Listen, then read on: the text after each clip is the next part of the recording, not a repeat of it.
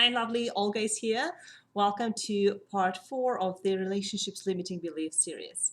In this series, we are talking about how to recognize and how to release those subconscious blocks that keep even smart women stuck and out of love. If you missed the first 3 videos of the series, I highly recommend you go back and rewatch them. They are really, really important milestones and ways to understand how our mind create those traps and how to avoid them. Now, today we're jumping into the next part of this series and we'll talk about the upper limit problem. If you have never heard this term before, let me introduce you to this as it's one of the most important problem to understand, one of the most common problem that we create on some level as humans. Now, this term been introduced by Gay Hendricks, but he's not the only one who ever came up with this or talked about this problem.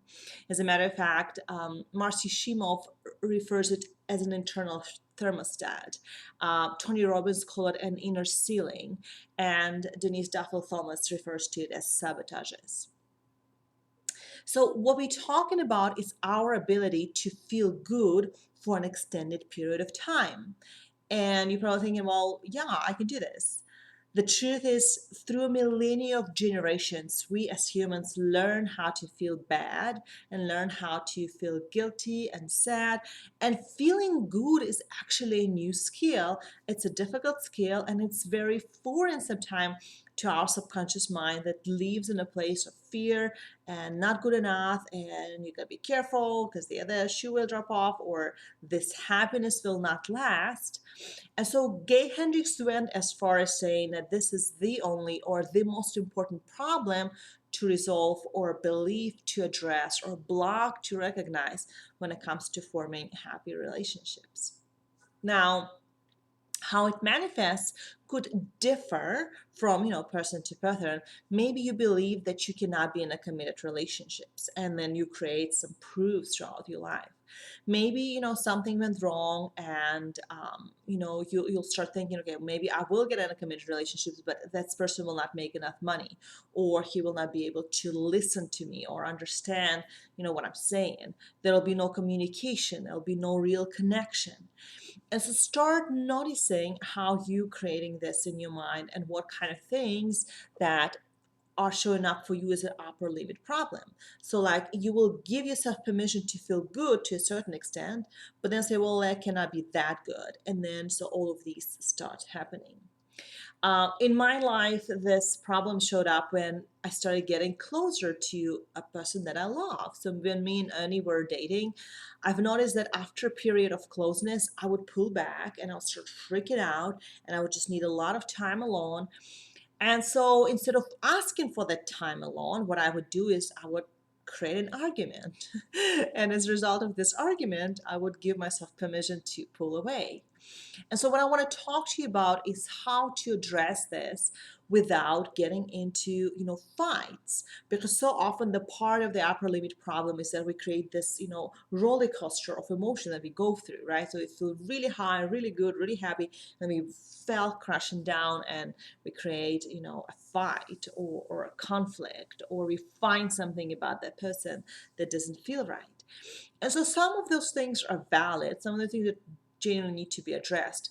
But so often, instead of getting into the fights or arguments, it's important to learn how to rest, right? So these periods of up and down, they are normal. But what I teach my clients is how to, so maybe you go up, right? You go up high, but then instead of crashing all the way down, you go to a neutrality and then you rest. So you go up and then you rest, you go up and then you rest. So this is an important work. It's an important way to self-regulate yourself, because otherwise we'll bring all of that in relationships. And not only that, but you will find somebody who will bring that too. And that's why people say, well, relationship doesn't work, they are hard. Yes, because we're not dealing with our stuff. And so start noticing, how does it show up in your life? What kind of things that you are creating in your relationships that shows up as an upper limit problem? Can you sit still and feel good for a few seconds?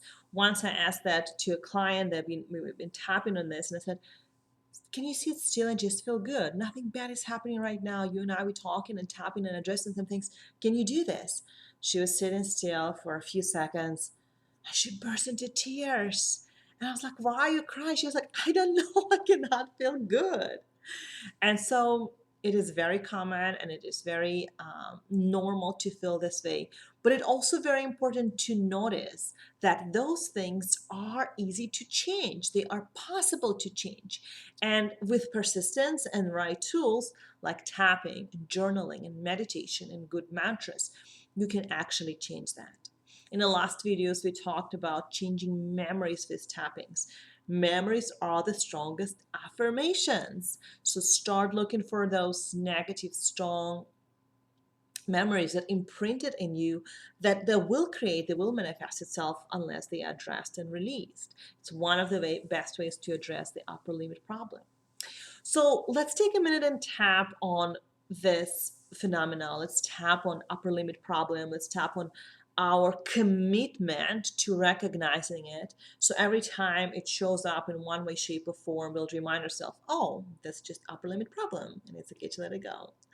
So what I want you to do, guys, is to kind of close your eyes for a second and ask yourself, how do I manifest it? Like, what kind of things do I do in my life? Do I get in an accident? Do I drop something and burn myself? Do I create a conflict when they're not? Do I get sick? What kind of things happens that feel like they are outside of their own control? And some of them are, but so often it's our energy that creates it. People ask, well, Olga, if I burn myself or if I dropped a vase, how is it my energy? It's just happened. It's kinesiology, right?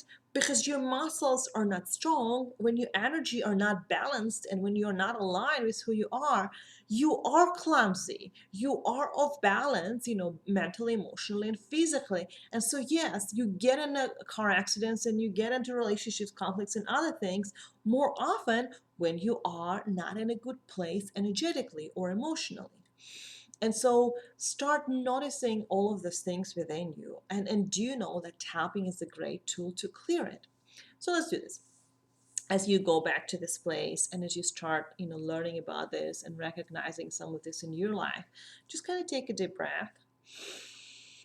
Breathe in and breathe out. And as you do, notice and say, I'm committed to recognizing it. Going to go ahead and do the old-fashioned way, and then we'll just tap together. Even though I sabotage myself, I deeply and completely love and accept myself.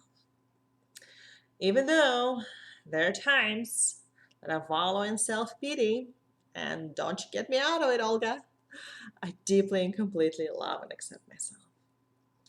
Even though there are times when sadness hits and it feels dark and depressive and there's no way out and nothing is working, I deeply and completely love and forgive and accept myself.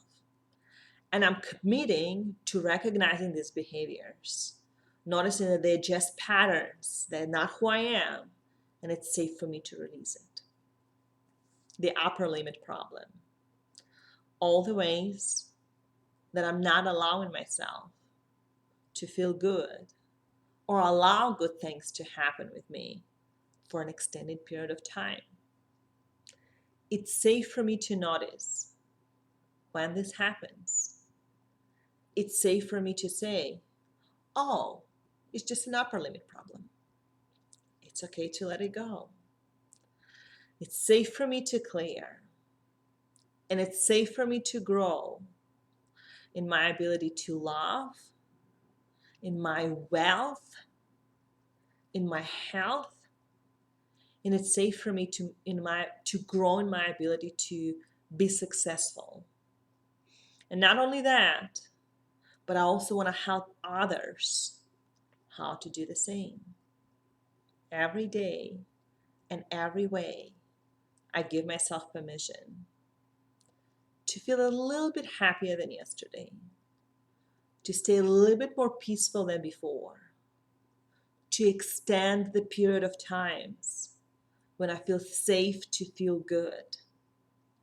This is my new normal. I choose to recognize my upper limits so I don't bring them into my relationships.